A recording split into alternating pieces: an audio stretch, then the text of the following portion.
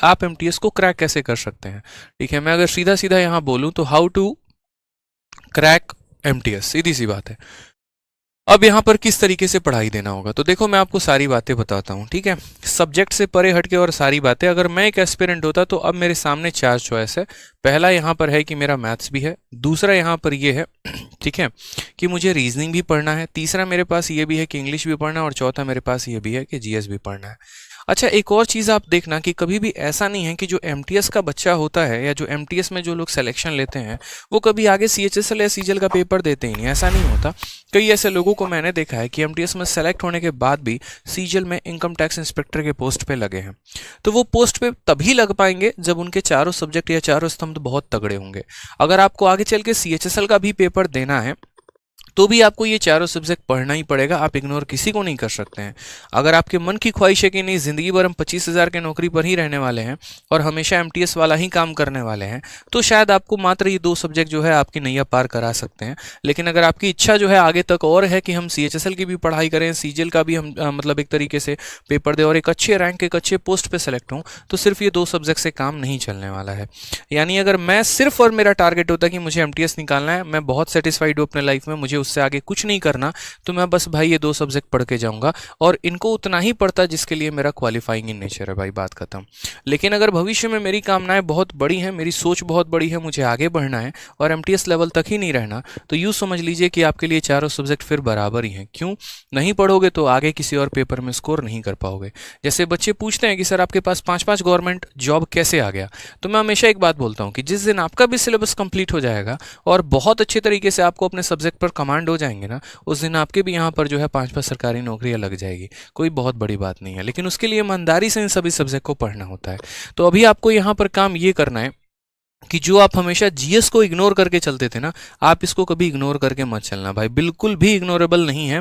SSC बार बार आपको अपने जो है नोटिफिकेशन, नोटिस और अलग अलग जो है कोरिजेंडम से बार बार बताने की कोशिश कर रही है कि भाई इसको आप तवज्जो दो, इसको आप वैल्यू दो, इसको आप पढ़ो, नहीं तो आपकी लंका लगने वाली है। अब यहाँ पर खेल वही बच्चा करके जाएगा जिसका यहाँ पर जीएस बहुत अच्छा है, या जिसने करंट अफेयर्स अपने आप को अपडेट किया है, स्टैटिक्स से अपने आप को अपडेट किया है, जिसने सारे सब्जेक्ट पढ़े हैं। क्योंकि इसकी वैल्यू पहले भी बहुत ज़्यादा नहीं थी, क्योंकि हर बच्चा लगभग बराबर स्कोर कर पाता था यहाँ पे। ठीक है, तो यहाँ पर कोई बहुत बड़ा इंग्लिश की वजह से कभी आज तक एसएससी के पेपर में कोई बहुत बड़ा गेम चेंजर नहीं हुआ है कि इंग्लिश की वजह से पूरा इतिहास पलट गया, ऐसा कुछ भी नहीं है। जो गेम बदलता है वो जीएस बदलता है। मैं मैथ्स को भी बहुत बड़ा रोल नहीं मानता हूँ कि यहाँ पर मैथ्स ने ही बहुत बड़ा गेम कर दिया हो कहीं पर ऐसा करके। ठीक है, तो जीएस जो होता है वो प्री में खेल करता है और मेंस में जो होता है वो मैथ्स खेल करता है, ये तो आपको भी पता है। तो यहाँ पर अगर हम बात करते हैं तो अगर मेरी स्ट्रैटेजी रहे तो वो क्या रहनी चाहिए, आपका जो स्ट्रैटेजी रहना चाहिए, अगर आगे चल के आपको और भी परीक्षाएं देनी है और भी फॉर्म आपको भरना है, तो डेली के डेली जो है आपको कम से कम 1 से 2 घंटे आपको मैथ्स को देने ही देने हैं। रीजनिंग की भी बात करूं मैं आपको तो 1 आवर डेली प्रैक्टिस करना ही करना है। इंग्लिश के लिए अगर मैं बात करूं तो आप 2 घंटे दे सकते हैं। 1 घंटे आप अपने वोकैबलरी को दीजिए जो हमेशा हम कहते हैं, और 1 घंटे आप अपने ग्रामर को दीजिए। साथ में जीएस की भी अगर हम बात करते हैं तो जीएस में अब आपको कम से कम 2 से 3 घंटे देने की जरूरत है, और इन 3 घंटों को आपस में बांट लीजिएगा।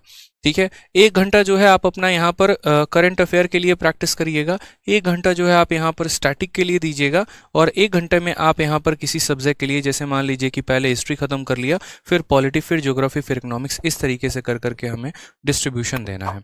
मेजर जो फोकस होना चाहिए वो आपका जीएस पर होना चाहिए, क्योंकि मैंने पहले भी कहा कि जब मेरिट बनेगी तो इंग्लिश में भी बहुत बड़ा रोल नहीं रहेगा, लगभग सबके वही नंबर 40 और 50 के बीच में होने वाले हैं। लेकिन जीएस में ऐसा होगा कि किसी के 8 नंबर भी होंगे तो किसी के 38 नंबर भी होंगे, और यहीं से सिलेक्शन का रास्ता खुलेगा आपका।